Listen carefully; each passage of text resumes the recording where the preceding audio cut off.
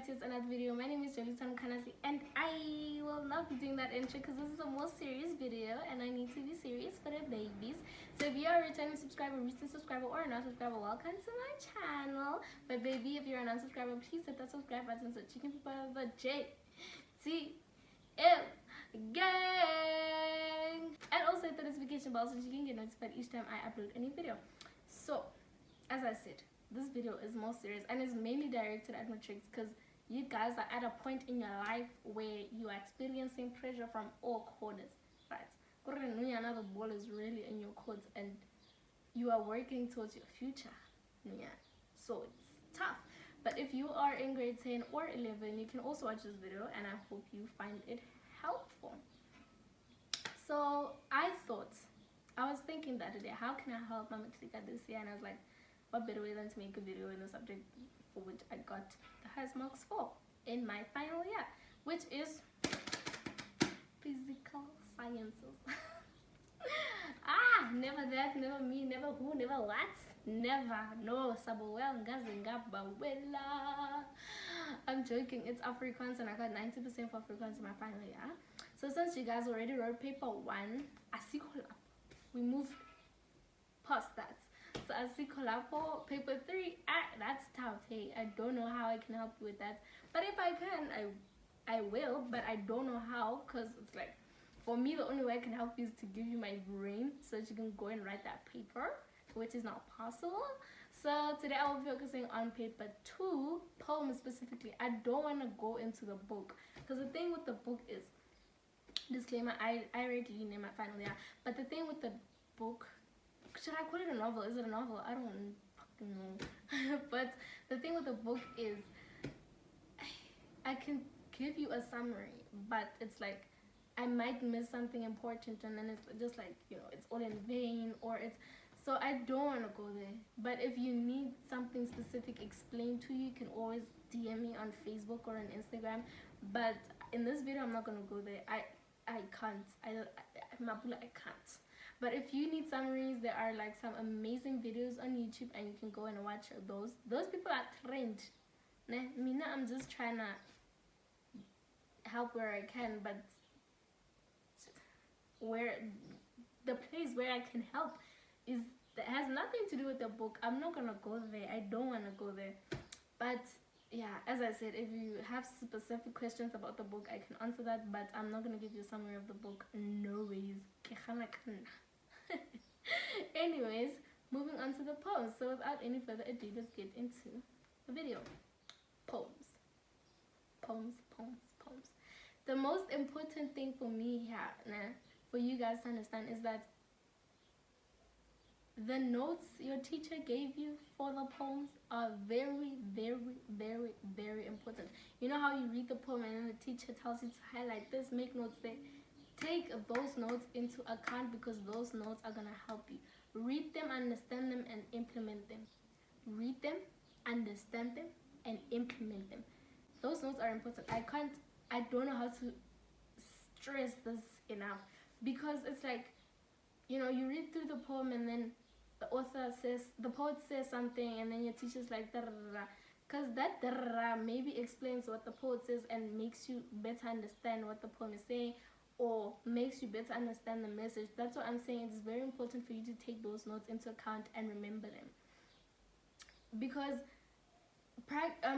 studying the practice questions you get in the class is not the only thing that will definitely not help you like 100% in the exams, because as like the practice questions you get more watch is not the same as a practice question someone got in Joburg or someone got in KZN. That is why I put emphasis on you knowing those notes, and also a little bit of the elaborated information that is given in the notes about the poem, because it will help you better understand the poem. And you know, if you understand a poem, any question you get thrown with, you are able to answer like this because you understand the poem.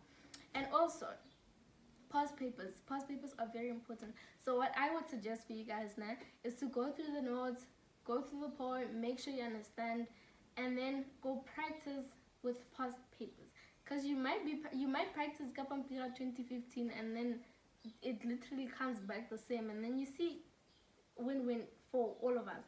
So practice with past papers as much as you can, and you need to remember these notes, and you need to understand the poem. Do not go into an exam if you do not understand the poem. Also, sometimes we all have this tendency of, if something is easy, well, if we find something easy, we're not like really gonna study it that much. Don't do that. Study that poem you think is easy, because now you might leave a poem because you're like, oh my god, we did it in June and I remember the teacher said da, da, da, so I'm cool with it, and then you leave it and you study the more difficult ones. No, don't do that. You need to gather your marks where you can, and also don't play the guessing games with what poem is gonna be in the test. Don't do that. Study all of them. Study the easy ones, study the hard ones. If you feel like you already know something, now you already know a poem, so you don't have to study. If you feel like you already know the poem, that's good, because now you have like an advantage. But study it still, because you can never be too sure. You can never understand something to the T. So study every poem. Go through the notes. Go through the back. If any note that you have on the poem, go through it, understand it, and implement it. And practice with past papers. You can also do the classroom activities, because you never know you just never know with these people. But what I can say is, personally, I want to say this, but at the same time, it's like, I was like, but let me just, Afrikaans it's not that deep. They wouldn't ask you something that you do not already know, or something that is like not in the notes, not in the past papers you practice, not in the background information you read, not on the other notes you read on the poem, or something that's not in the poem like itself. You understand? So it's straightforward. Don't overthink it, because it's not that deep. And as I said again, go study every single poem. Don't leave one because da da da or don't do that. Also, if you guys find teen haikus in the paper, I'm sorry. Oh guys, I feel for you. I hated that poem. But study the ones you love and study the ones you hate. The notes. It's all in the notes.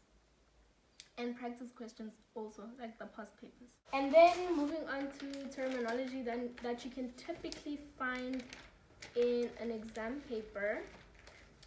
So the first thing I'm going to discuss is the rhyme schemas, like the types of rhyme patterns. So there are 5, and I will be talking about on Adam the rhyme first. So the way you can like remember this is, if you put your arm like this, there's A, B, B, A. You see? A, B, B, A.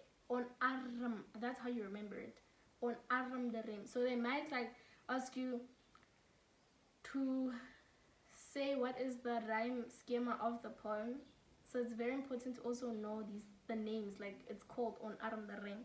And then we have Kreis rhyme. And the way you can remember it is, if you make a cross like this top part here is A, and then you have B here, and then you have A here, and then you have B here. You see how it's like in a circular motion? So it's A, B, A, B, which forms a cross. Then we have Pa rhyme. So Pa rhyme is A, A, B, B. That's easy to remember. Pair of shoes, Paar skoene, Pa rhyme. And then we have Gebroek rhyme. So that is when there is no rhyme pattern, like at all. There's nothing. And then we have Gebroke. Gebroke is when there is a rhyme pattern, but it's not like, you understand, it's not like as precise as this one or the Pa rhyme or whatever.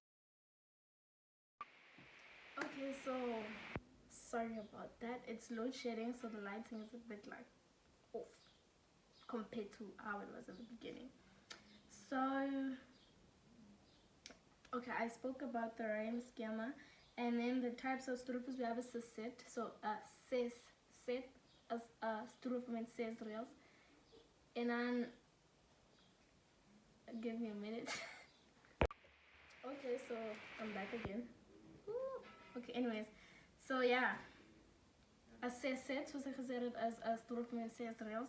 En dan kry ons 'n oktaaf. Dit is 'n stroofel met 8 reels.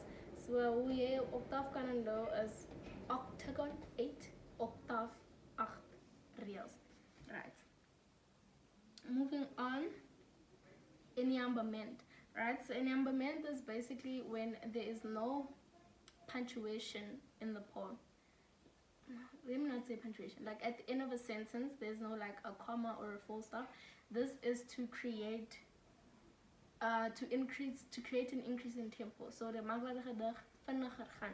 So as ek vir jou 'n voorbeeld kan gee, like a snowball that rolls, it rolls fast and fast and fast and fast.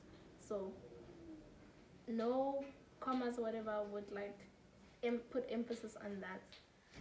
And then euphemism om iets sagter te sê. So you can't say it's break. You can't say that. Are you mad? And then half frame refers to alliteration and assonance.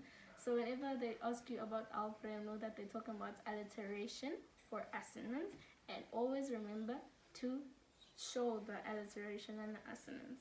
Sonnet, dat is die type gedigte wat 'n mens kry. Right? So 'n gedig met 14 reels is 'n Italiaanse sonnet. And it has onarmde rhyme schema. So Italiaanse, you dance like, I don't know how to fucking dance, but onarmde rhyme schema. But Italiaanse sonnet. En dan het ons 'n Engelse sonnet, en dit is obvia alright. And then moving on to intertext. So intertext is wanneer hulle 'n ander bron gebruik vir die gedig. You know, so I can't remember which poem, the poet uses the Bible as a source. So they might say like something that he said something that he got from the Bible, or he uses the Bible as like a reference for something. That is the intertext. En dan contrast, ons almal weet wat contrast is. Oxymoron is ook contrast. Paradox is ook contrast. Ons almal weet wat 'n strofe is. Ek hoef nie eens vir julle te sê wat 'n strofe is nie. And then universeel. Die is baie belangrik because some of the poems have a universal theme. So that is what is meant by universeel. Dat universele tema het. So it basically applies to everyone, right? Something like sadness. That's a universal theme because everyone has moments where they are like, except for bad bitches and unavailable bitches. But yeah, you understand. Or happiness, any type of emotion that's universal. For example, I'd say Rontome has a universal theme because it's like we all have that one person. Oh baby. So you understand? I keep saying you understand. I don't know why the fuck I keep saying that. But yes, Vrije Vers, I went through that. So yeah, this is all wat ek vir julle het vir nou. Wie wat, né? Ek weet nie.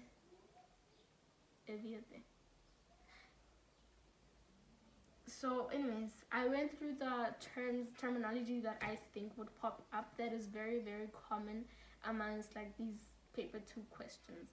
And yeah. Also guys, I'm worried about this poem. Like I don't know. I feel like it's gonna be in your paper and I'm worried for you. Cause it's like, who the fuck loves this poem? This poem is not, but as I said, you see, again, I have information on the poem. Read, make sure you understand. The notes, make sure you understand. So what I am gonna try to do is take pictures of my notes and put them in. I don't know if they're gonna show like the way. I hope they do, because like I really want to help you guys. And also, if you have any questions for me, please don't hesitate to DM me. I will wake up at 12. I will stay up with you all night explaining shit, but I will help you. And then the book.